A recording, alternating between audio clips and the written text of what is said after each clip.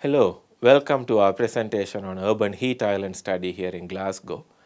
This work looks at the urban heat island phenomenon here in Glasgow and explores the linkages to global climate change, adaptation and resilience debate. The work is being done by the Sustainable Urban Environment Group at the Glasgow Caledonian University School of Built and Natural Environment in collaboration with Professor Eduardo Kruger, who is a visiting researcher from the Technological University of Paraná in Brazil.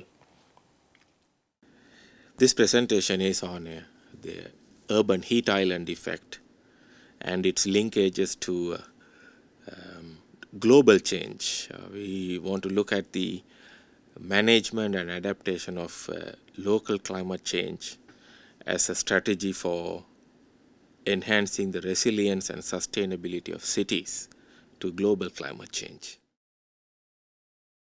The presentation is in three parts. The first part looks at the background to urban warming and its linkages to climate change, global climate change. We explore the urban heat island phenomenon itself and the wider implications on at the adaptation and mitigation debate surrounding global climate change. We then look at our own research work on urban heat island here in Glasgow, the objectives of the work, the protocols. It's an ongoing study, so we present some early key findings and implications. Finally, the presentation also looks at the objectives of the wider objectives of adapting cities and the resilience related questions and present some findings in terms of a way forward. The first is the urban warming and its linkages to global climate change. The world is now largely urban. The United Nations estimated that in 2010, more than 50% of humanity began to live in cities, which is very new in terms of human civilizational history. There is no precedence for such large movement to cities. Much of this growth is in the warm world. 7 of the 10 fastest growing cities are in the warm humid tropics, cities such as Dhaka, Manila, and so forth. Yet, for all this growth, cities occupy less than 3% of global surface area. Even with half of us living in the cities relatively are a small area covered by urban growth. As such, they cannot directly influence the global climate change. Yet, cities warm faster than rural areas. This is especially the case in the growing part of the world. Here are some examples from South and Southeast Asia. As can be seen in these images, throughout the season, throughout the year, urban areas warm much faster than the rural counterparts. So even though the cities occupy a tiny fraction of global surface area, their indirect effect, can be quite dramatic. How do cities change the climate? Here is an image of the incoming solar radiation and its partitioning. Approximately 340 watts per square meter of energy is received from the sun by the earth. A third of it is immediately reflected back. However, the 2/3 that is available for heating the atmosphere and the surroundings immediately above Earth's surface is what the city has influence over. Here is an image that shows how the city interferes with the energetics of solar radiation. City is an efficient trapper of solar radiation. You could see here that the city causes limited sky view, which limits the amount of sky dome that is available for the city to lose heat to. City also has multiple surfaces which causes multiple reflection, which in effect causes an increase in incoming radiation. There are more man-made surfaces in cities. They are an efficient trapper of heat. Additionally, there is pollution and human activities that generate their own heat. So all of this interferes with the energy formations, energy flow through the cities, and that leads to the urban heat island effect.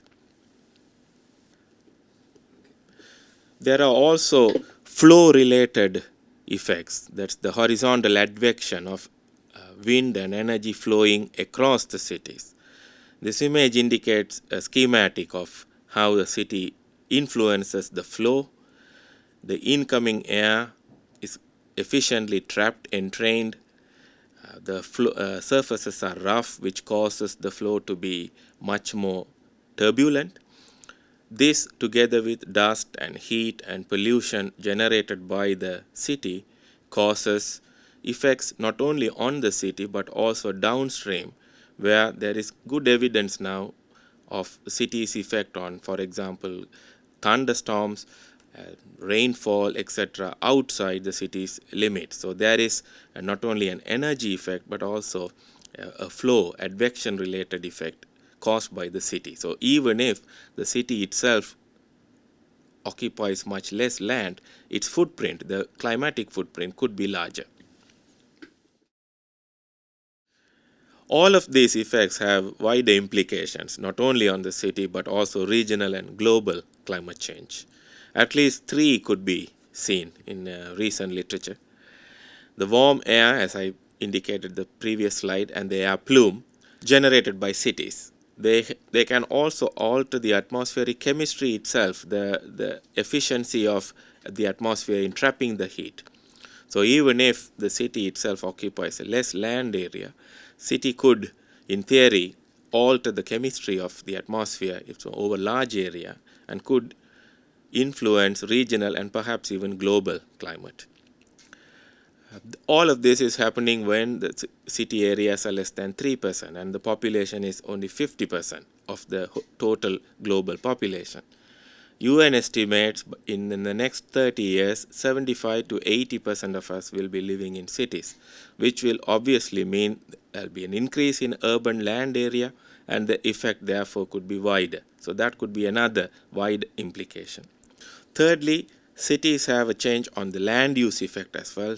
City generated land cover and land use changes have wider implications. Recent studies estimate up to a third of a degree change per century could have come from cities and associated agriculture. That's about 15 to 33% of the recorded climate change, and therefore it could be going forward could be similar as well. So it's a third of the effect could be directly due to cities growing rapidly through the land use changes.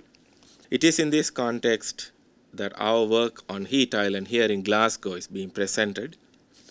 The objectives of this study is to look at the influence of city forms, urban morphology in terms of building density, trees, water bodies, etc. on the local climate change here in Glasgow.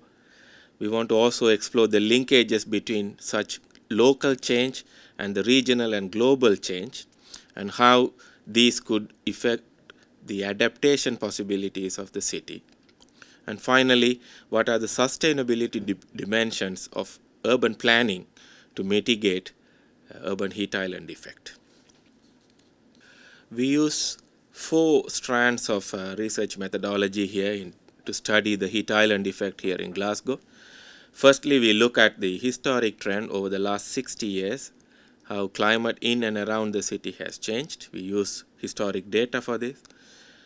We then look at the local intra-urban variation by setting up weather stations in and around the city. We also aim to study the minute variations of microclimate at street level within the city core area. And finally, how people are adapted to the urban warming, and that might tell us something about what the future holds in terms of resilience to climate change in the city. For the purpose of historic trends in local climate, we analyze the last 60 years data of weather station in and around the city of Glasgow. Here we present the data from 4 stations around the city, and all of these have data going back at least to the 50s, which enables us to look at both the regional climate change and the local variations caused by the city.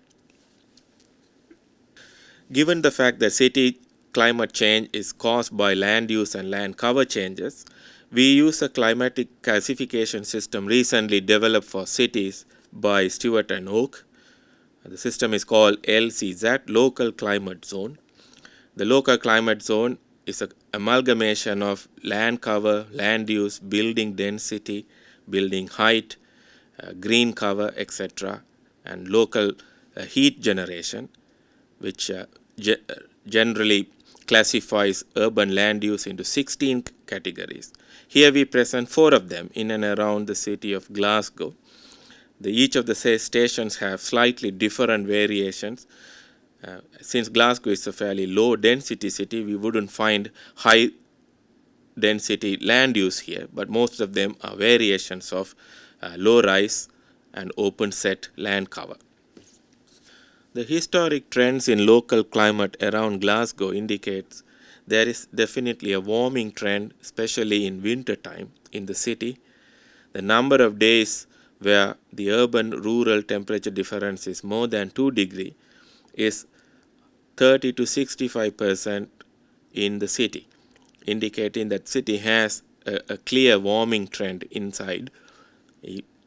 And the annual variation is, while smaller, as I said before, the effect is clearly more pronounced in wintertime, which, unlike in many urban heat island effects found around the world, could be a positive thing that could be used by the city of Glasgow in its quest for climate resilience and climate change adaptation.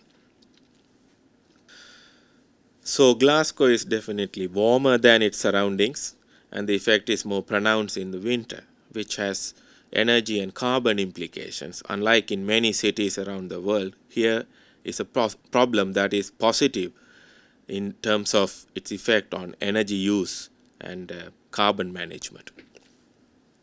The warming effect is more pronounced in built-up areas, so there are variations within this warming trend. As the image indicates, the open set, low rise with a lot of trees and so forth is cooler than the regional average, while built-up areas are up to about 1.5 degrees warmer, and the effect is more pronounced in the winter season. Furthermore, the heating degree days, a measure of the heating need of a given locality, is also dropping. In the last 30 years, up to about 12% drop in heating degree days can be seen in more built-up areas of the city. This too has energy and carbon implications and could be exploited for climate change resilience approach in the city. The second aspect of our study is the intra-urban variation. In order to do this, we have established 6 weather stations across the city and its surroundings. The image shows the approximate locations, and my colleague Dr. Eduardo Kruger, who is a visiting researcher from Brazil, who is involved in this study, collaborating with us, will talk about the instrumentation for the intra-urban variations. This is the instrumentation used for the intra-urban measurements. This is a data logger, this is a tiny tag, and every time we program this for recording data every 5 minutes, and later we can compile data for hourly measurements. And this tiny tag goes inside this box here. This is the so-called Stevenson screen, where we have solar radiation protection and also rain protection. So this is all closed with normal nuts, and every time we set up in different spots of the city center and hanging from a stick or hanging from a wall aperture or from trees, depending on the location. We have located 6 such stations in and around the city of Glasgow. The first one, COR1, is in the city center. It's at the McIntosh School of Architecture. It's located across the street canyon, about 3 meters above the ground level. The second one, COR2, is also located in the city center. It is at Miller Street on a very high street urban canyon, approximately half a meter from the ground level. Third station is in Glasgow Green. It's in a green area near water body, approximately 1.8 meters above the ground level. Fourth station is in a residential area in the city center, 1.2 meters above ground, just south of the River Clyde. And we have two more stations, sub 1 and sub 2. These are also residential but in the suburban parts of the city, near the edge of the city level, near Queen's Park, and the other station, sub 2, just outside the city limits. The results of our intra-urban variations in and around Glasgow indicates that there is a clear heat island effect in the city. The cooling rate at different sites are different, both between the sites as well as during the course of the day. Between sunset and sunrise, some of the areas heavily built up have up to 1.2 degree warmer per hour than the regional average. On the other hand, during the daytime, it could be positive. In other words, the city has a cool island effect given the blockages it causes to direct sunlight and wind and so forth. There are positive and negative variations between the day and night as well as between the sites themselves.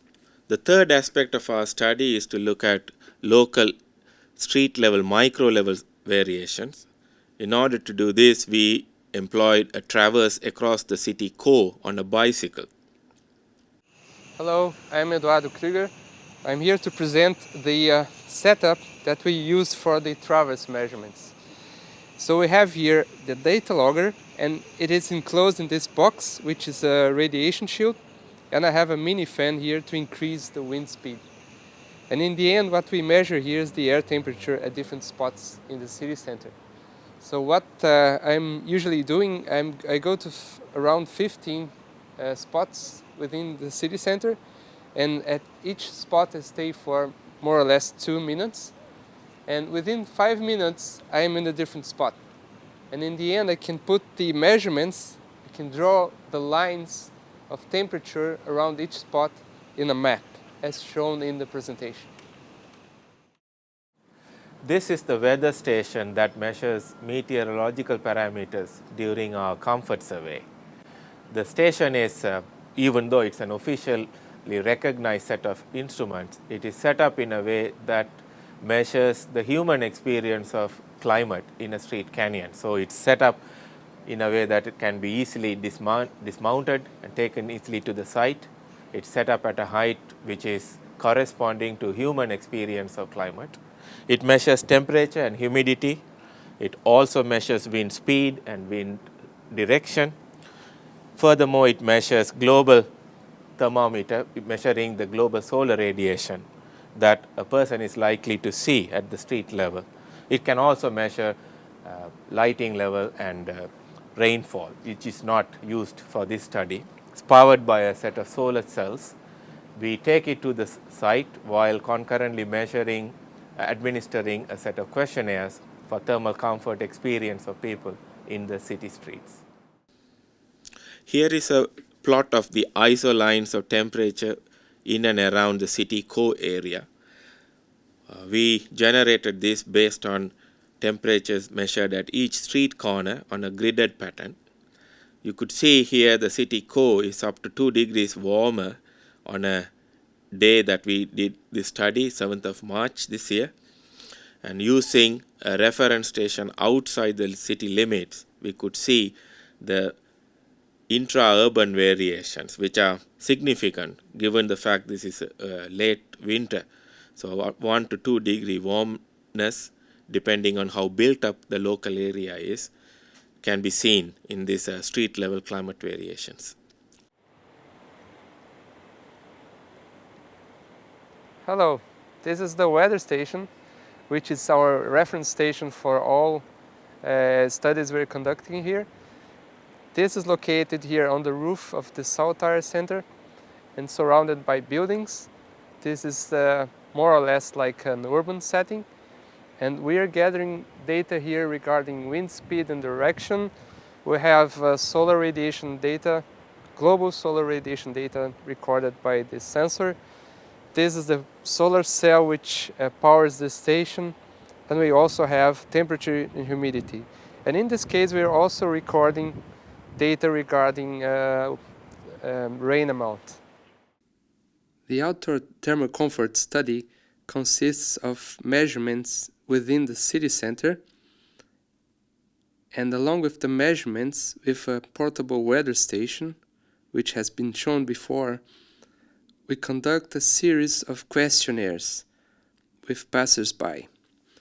The questionnaires consist of 4 parts.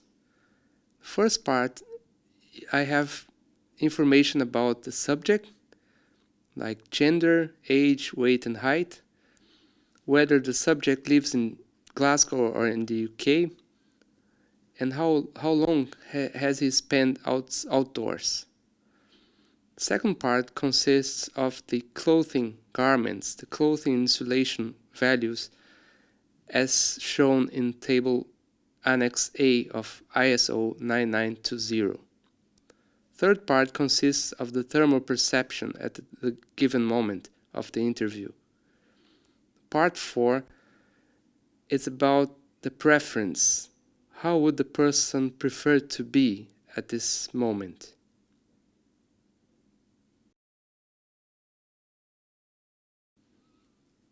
This picture represents the points used for the thermal comfort study. So far we have 6 days of measurements, and the measurements run from 10 to 1, and so far we have 165 questionnaires filled. For each point we stayed then 3 hours interviewing people and measuring microclimate data at the same time. The measurements at each point, they will provide us with information about the passers-by thermal perception and also microclimate data that we can then compare to the reference station. So far we have 6 days of measurements and 165 questionnaires filled. We now move to the final section of our presentation, which indicates some of our early findings and the implications for climate change and resilience of cities.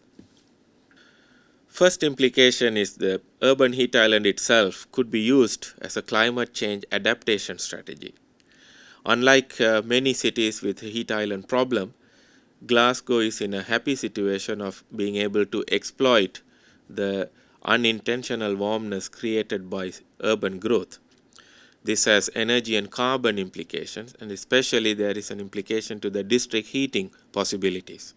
If we could enhance the trapping of heat by a judicious arrangement of buildings and the building geometry, we could perhaps potentially benefit the proposed district heating systems in the city core area. Secondly, there are also lessons to be learned from the city of Glasgow for the wider global climate change mitigation efforts. The amount of climate change witnessed by the city is of the same order of magnitude to the expected global warming predicted over this century. So lessons could be learned as to how we in this city have managed to adapt to this change so that other cities could perhaps learn how to do the management themselves. Finally, there are also specific lessons to be learned from Glasgow. As you know, Glasgow is a shrinking city. This is an urban transformation that will happen to all our major urban areas, even those that are currently growing. So regeneration and heat island could perhaps have a linkages. Knowing that these changes will happen, perhaps the city of Glasgow could be a test case to learn lessons for how regeneration and the urban heat island management could be linked together. And perhaps we could look at how urban areas, while they shrink, they could, in a colder climate, be designed in such a way that the UHI effect itself does not shrink, so that we can continue to benefit from the positive energy and carbon aspects of this phenomenon. And that's our presentation. Thank you very much for listening. This is an ongoing work, and we'll be happy to talk to you about the current findings and the implications for a way forward. Thank you.